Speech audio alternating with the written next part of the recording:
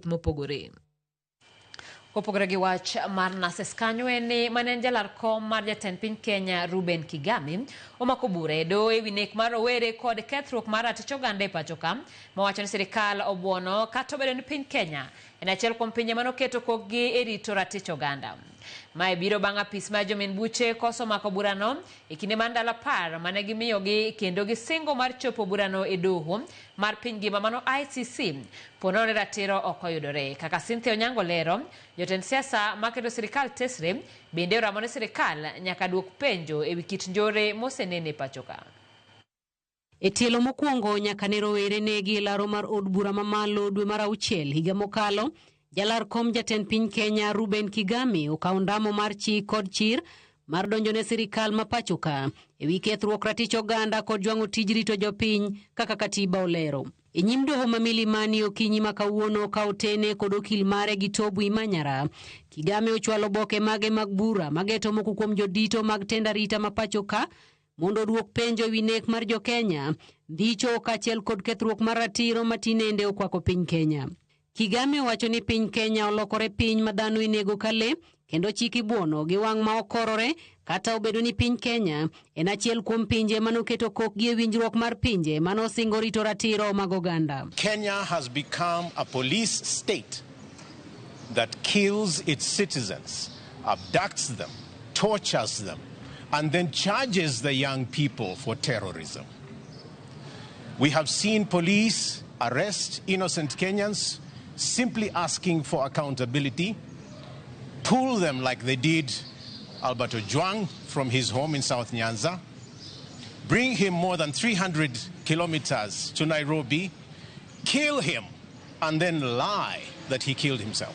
Owacho ni gima donjo malit en ni jogo duto magina chije madongo kendo meeting mar jiwarita omako mos kendo dhi nyime gi tijegi ka jonyuol manoneg nyithindgi pachoka to kuyo kod lito mako chunygi maonge ratiro magiyudo. Kikore owacho ni ma ok nyal timore to ling. But the perpetrators continue.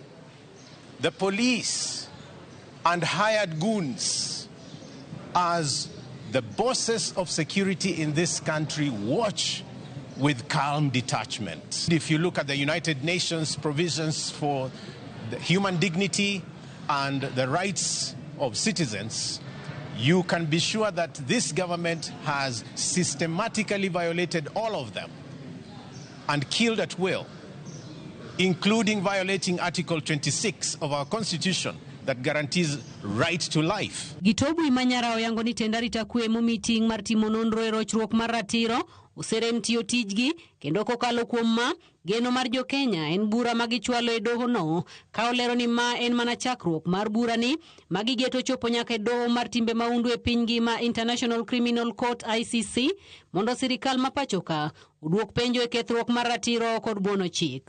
We have now commenced what is likely to be the necessary first step towards invoking the jurisdiction of the International Criminal Court. Magitimore kinde makweth mar josiasa maketo sirikal tesri bende ywak ne sirikal himogi kod buok mag nek ahinya e kinde limbegi mag siasa kokalo e monjogi kod obila kod jonjore mokodi.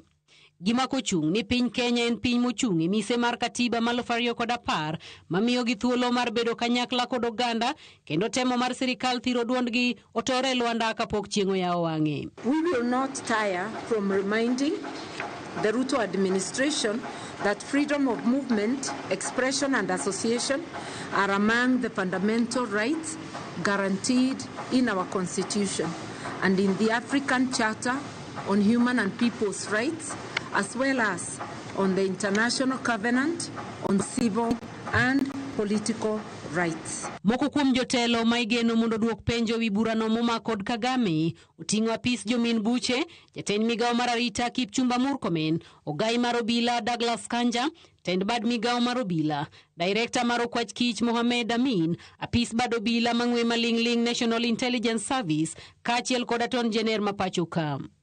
Cynthia Onyango, Ramogi TV, Nairobi. Ok wadhi nyime ni bang' rem bedo e apise kata yore chenro moro